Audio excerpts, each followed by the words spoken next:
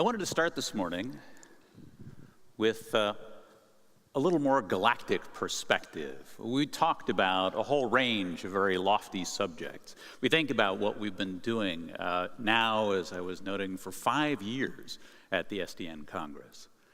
We start thinking about a lot of the concepts we've been putting together, a lot of the thought, broad ideas, and expectations about where this market is headed, where it could go, and what the potential is in terms of where we can take what is a whole set of technologies that could radically change what we've typically done in this industry broadly. And it brought to mind thoughts about one of the big discoveries of this year. If you're not familiar with it, this year saw the discovery in a couple important touch points around gravitational waves, one of the things that Einstein had proposed about the structure of the universe.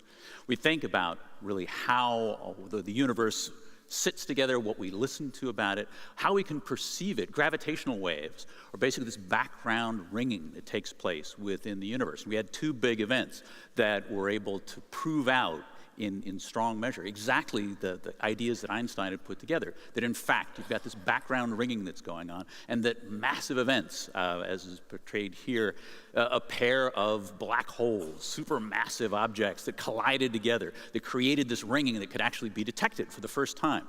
An amazing achievement in terms of what's been done in terms of ideas around physics. The point I'm going to make this morning is that these same kind of echoes can be heard throughout our industry. And there are important lessons to be learned that we can take from listening very carefully about where we're headed.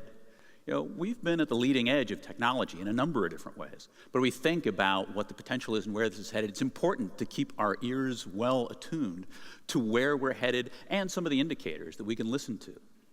One of the things that 451 does is a lot of demand-side research, listening to where enterprises are headed in terms of their perspectives and what's taking place. And we think about what's happening with interconnection and a lot of the potential of SDN and where this market's going. The way in which enterprises are starting to consume services is finally starting to gain some traction as we move towards cloudy capabilities. It's another area in which there's been a lot of discussion, but we're finally starting to see movement. And the direction in which this is headed has some important impacts about the way we're providing interconnection services in various forms to be able to consume them. There's movement towards hybrid environments that are going to depend on interconnection to a much greater degree than they already do today.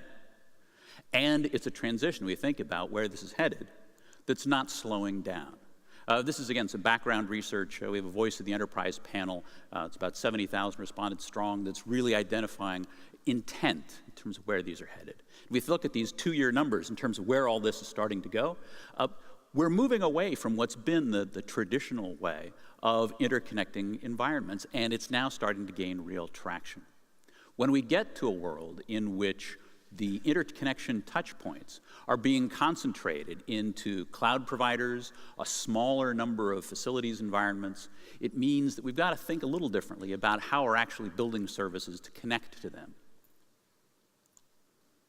So what's coming behind this? It's really the driving force has been much more complex ecosystems that are at play for your typical enterprise. If you think about the way the average enterprise is integrating with their customers, how they're actually reaching out to them, all the capabilities that are out there, they're building ecosystems that are made up of a whole host of different components that now require much greater capacity, much more timely access, greater capacity in terms of data to be able to bring all of this together to manage the way in which they're actually interconnecting. What that means is that there's now a much greater need to be able to build together the connections that are pulling all of this integration, making all of this happen, and to do it with substantially greater agility. It's something where we think about the normal consumption models that we looked at from a network operator perspective. It's really starting to move substantially faster than all of these capabilities have typically been delivered. And that's meant that we think about how this needs to move forward.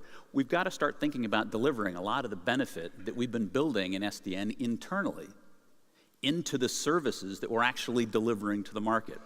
And I think that's been one of the larger challenges. We're starting to make our internal infrastructures substantially smarter and faster, but we've got to translate that into the market capabilities that are actually delivering services on top of it. This is some background. We also take a look at the facilities environment, basically what are the hosting environments, the data centers, the core cloud infrastructure pieces that are hosting all of this. And it's continuing to slow down. The growth has tapered off in terms of the number of environments that are out there. What that means in terms of what we're doing for interconnect is that when we think about where we need to terminate all these connections, there are a smaller and smaller set of places that we need to get to. It used to be differentiating to be able to identify that you had a carrier-dense facility, that you had lots of interconnection points. That's table stakes now. What's starting to change is the other aspects of that interconnect that you can provide. It's now the speed with which you can get interconnection capacity delivered that's the really critical point. The difficulty, though, from an enterprise perspective, is that when they look at those service capabilities, it looks like this to them. It looks like this tremendous complex console of all sorts of things that they've got to be able to manage. What that means is that the typical enterprise isn't getting a lot of SDN's benefit today because they simply have difficulty consuming it. They're sitting there at controls trying to figure out how to make all this stuff work properly and can't get to the real benefit that's on the other side of it. At the same time, there are a whole set of new consumers that are driving this. We're not yet to the point at which marketing dollars are buying all of the interconnect that's out there, but we're headed in that direction. We're now starting to see application-driven purchasing decisions, and that's also going to change the way in which we've run. You can call them aggregators, you can call them overlays, but there are a set of new entrants in this market that are bringing together more agile interconnect at what today is a very niche market, interconnect within data centers themselves. But I'd make the case that they're an interesting harbinger of a shift in what's taking place. They're taking traditional services, bundling them together with greater automation, and being able to interconnect in new and interesting ways. They're addressing this transition to cloudy footprints and the need to interconnect dynamically, to be able to bring together a lot of that interconnection very rapidly.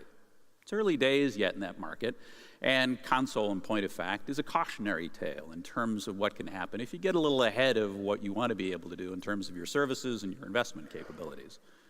But they're a piece to this that are important to listen to in terms of how we move forward. Like gravitational waves, these impacts are wide-ranging. There are a whole set of different impacts and those secondary effects that are starting to roll out. The thing about gravity waves is it's not the primary wave that actually what you listen to, it's all the secondary effects that they cause that make them detectable. And when we think about the interconnection market, it's a similar kind of thing. We need to be listening in new ways about what those transitions imply. We're moving into a world in which the interactions with our end consumers are going to be substantially more complex, and in which some of those time horizons are going to be longer than what we're traditionally used to. It's important to be able to listen to these to really understand what that transition looks like, because there are opportunities in terms of the transition and where they happen to be headed. The new opportunities that we ought to be able to capitalize on with a lot of the technology that we're working on this week. But we've got to be able to deliver it in consumable services that interact with the levels of automation that those end enterprises can actually consume and that they can actually bring together. Yesterday, we heard a lot of discussion about automation and its importance and the integration points. I'll second all of those viewpoints and identify that we need to integrate that into the service offerings that we're providing. It's critical to be able to make that next jump, to deliver a lot of the important pieces that we've had, and to be able to integrate that over the much longer term. It's an important market opportunity because we think about those bindings. Automation is the point at which we can now start to tie to customers much greater timelines. It's important to think about where this is all headed and how we actually deliver this. And with that, we've got a set of speakers this morning to be able to dig into this in substantially greater detail. So with that, thank you very much for joining us today. We want to get moving forward with the next set. So thank you, and we'll move forward with Axel Klauberg from Deutsche Telekom, who's going to be talking about the Telecom Infra project. So won't you join me in welcoming Axel?